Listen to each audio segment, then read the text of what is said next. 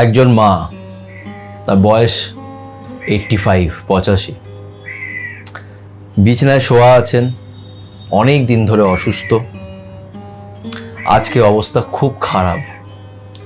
তাই বড় ছেলে তো পাশেই আছে, ছোট ছেলেকে খবর দেওয়া হয়েছে, কেন ছোট ছেলে আলাদা থাকে নিজের বউ আর বাচ্চার সাথে। তাই ছোট ছেলেকে বলা হয়েছে যে মায়ের অবস্থা খুব খারাপ, তাড়াতাড়ি এসো, হয়তো উনি আর বাঁচবেন না। মার অবস্থা খুবই খারাপ, কিন্তু অপেক্ষায় আছে ছোট ছেলে আসবে, ছোট ছেলেকে একবার শেষবারের মতন দেখতে চায়, এটাই মায়ের ইচ্ছে। ছোট ছেলে সময় বার করে আসে, মা বিছানায় শোয়া।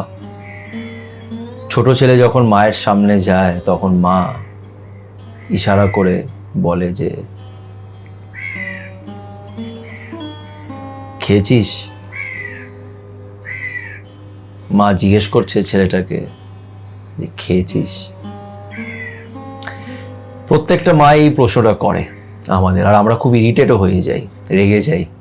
উফ, মা না সত্যি যা জ্বালাচ্ছে, এরকম হয়। কিন্তু ভালোবাসা জিনিসটাই না এমন। আজকের এই গল্পটার টপিকটার নাম দিয়েছি যে যে ভালোবাসবে সে কখনোই তোমার সাথে খারাপ করবে না। আজকে ভালোবাসাটা কি সেটা, যেটা আমি ফিল করি, যেটা আমি বুঝেছি, সেটা তোমাদের সাথে আজকে শেয়ার করব।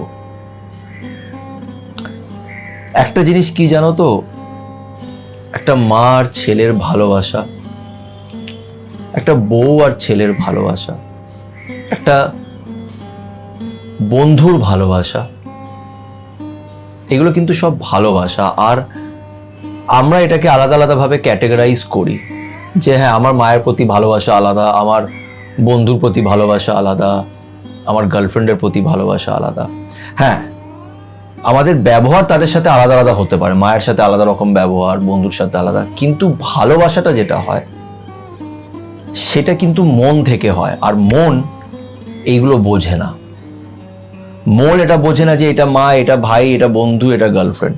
মন একরকম ভাবেই ভালোবাসতে জানে। ভালোবাসা মানে ভালোবাসা। আজকে মায়ের এই গল্পটা কেন বললাম, এটা আমার নিজের চোখে দেখা একটা ঘটনা। এটা কেন বললাম, তার কারণ হচ্ছে যে এই যে মা আজকে বিছানায় শুয়ে আছে, উনি জানেন যে আর কিছুক্ষণ হয়তো উনি বাঁচবেন।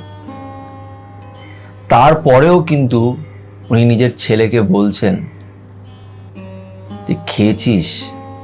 তার মাথায় এটা আছে যে এখন দুপুরবেলা ছেলে এত দূর থেকে এসছে, খেয়েছে কিনা। এই ভালোবাসাটা অটোমেটিকলি হয়। আর যে ভালোবাসবে সে কখনোই তোমার খারাপ করবে না। তোমাদের মধ্যে যতই ঝগড়া হোক না কেন, সে কখনোই খারাপ করবে না। এই গল্পটার মধ্যে যে ছেলেটা আছে, ছেলেটা নিজের ওয়াইফের সাথে আলাদা থাকে। তার কারণ হচ্ছে এটাই যে বিয়ের পরে তার যে ওয়াইফ, যার মানে লাভ ম্যারেজ করেছিল, তো তার ওয়াইফের ঘর সংসার, মানে এই জয়েন্ট ফ্যামিলি, মানে বড় দাদাও আছে, এদের সাথে তার অ্যাডজাস্ট করতে অসুবিধে হচ্ছিল। ঠিক আছে, এটা হতেই পারে। আমি তো এটাই বিশ্বাস করি যে বিয়ে হয়ে গেলে ছেলে মেয়ের আলাদাই থাকা উচিত, এতে সম্পর্ক ভালো থাকে। আর খালি একা মেয়ে কেন স্যাক্রিফাইস করবে, ছেলেরও স্যাক্রিফাইস করা উচিত। দুজনে নিজের বাড়ি ছেড়ে আলাদা থাকতেই পারে। এটা সবার নিজের নিজের চয়েসের উপরে, এখানে আমি কিছুই বলছি না। আলাদা তুমি থাকতেই পারো। তোমার ওয়াইফের কমফোর্টেবল মনে হয়নি, তোমার ওয়াইফকে নিয়ে বাড়িতে কমফোর্টেবল মনে হয়নি, তাই তুমি আলাদা থাকছো, একদমই ঠিক কথা। কিন্তু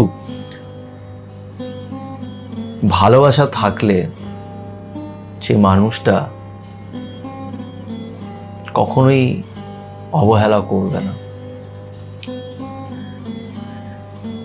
দূরে থেকেও নিজের দায়িত্বটা পুরো করা যায়। আজ এই যে ছেলেটা, যে বছরের পর বছর নিজের মায়ের সাথে দেখাও করে না, এটা কি ঠিক? আলাদা থাকছো, ডেফিনেটলি থাকতেই পারো, কিন্তু মায়ের সাথে দেখাও করো না। আর তোমার ওয়াইফ কোথাও না কোথাও হয়তো প্রবলেম ক্রিয়েট করে বা কিছু একটা করে, যার ফলে তুমি দেখা করতেও যাও না, তোমার ওয়াইফও দেখা করতে যায় না। তো ওয়াইফ যদি সত্যি তোমাকে ভালোবাসে না, সে কখনোই তোমাকে তোমার মা বাবার থেকে আলাদা করবে না। আমি পার্টিকুলারলি এই গল্পটায় এই ছেলেটাকে কিন্তু কিছু বলছি না, আমি তাদের গল্প সম্পূর্ণভাবে জানি না, বাট এটা জানি যে ছেলেটা বছর বছর মায়ের সাথে দেখা করতো না, এটা আমি জানি। কেন করতো না, তার পিছনে কে দায়ী আমি জানি না, বাট আমি এটা একটা উদাহরণ নিয়ে বলছি যে যে আমাকে ভালোবাসবে না, প্রথম কথা একটা জিনিস মনে রাখবে, ভালোবাসাটা না মন থেকে হয়, এটার মধ্যে আমাদের কারুর কন্ট্রোল নেই।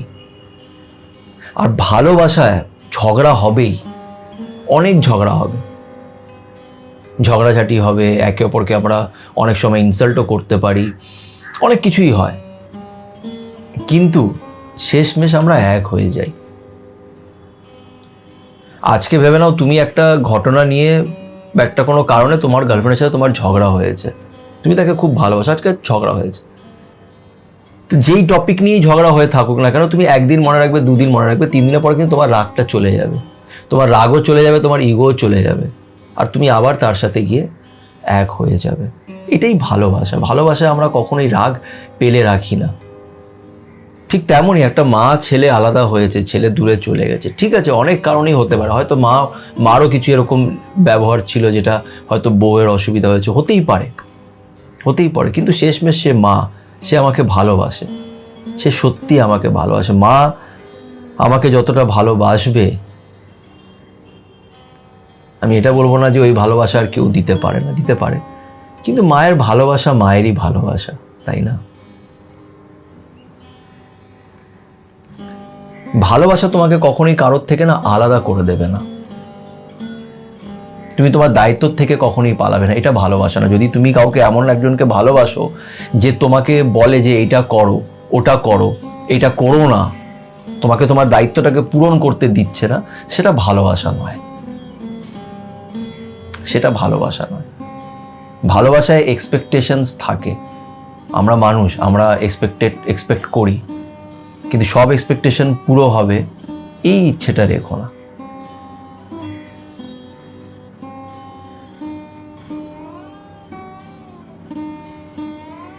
আমি জানি না ভালোবাসা মানে তোমরা কি বোঝো, বাট আমি এটাই বিশ্বাস করি যে ভালোবাসাটা মন থেকে হয়, যতই ঝামেলা হোক না কেন আমরা সেই ঝামেলা মিটিয়ে নিই।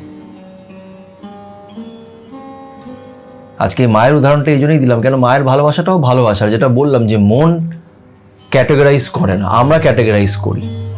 মন কিন্তু জানে এটা ভালোবাসা, সে যার প্রতি ভালোবাসা তার থাকবে, তার থেকে যাবে। যেরকম এই যে 85 বছর বয়সের এই মহিলা, ইনি যখন নিজের শেষ নিঃশ্বাস নিচ্ছেন, তখনও তার মাথায় কিন্তু এটা চলছে যে ছেলে খাইনি এখনো অব্দি, তাই জিজ্ঞেস করছে ইশারাতে, কথা বলতে পারছে না, ইশারাতে জিজ্ঞেস করছে কি খেয়েছো।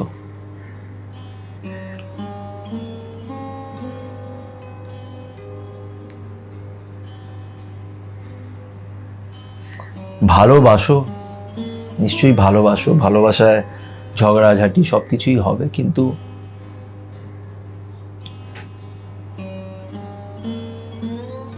কখনই না নিজের কাছের মানুষটার খারাপ ছিল না, তাকে কখনোই তার দায়িত্ব থেকে দূর করো না, তাকে তার লাইফটাকেও লিড করতে দাও, তারও একটা জীবন আছে। আমরা অনেক সময় কি হয় না, ভালোবাসলে সেই মানুষের উপরে সম্পূর্ণ অধিকার আমরা ফিল করি, যে এই মানুষের উপরে আমার পুরো অধিকার আছে, নিশ্চয়ই আছে, নিশ্চয়ই অধিকার আছে, কিন্তু সেই মানুষটারও একটা আলাদা জীবন আছে, এটা বুঝতে হবে।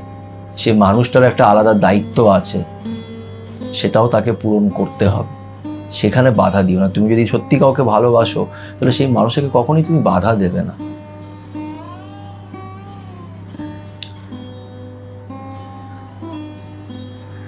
সাধারণত আমি শনিবার দিন গল্প বলি, কিন্তু আজকে জাস্ট এই মনের কথাটা শেয়ার করলাম।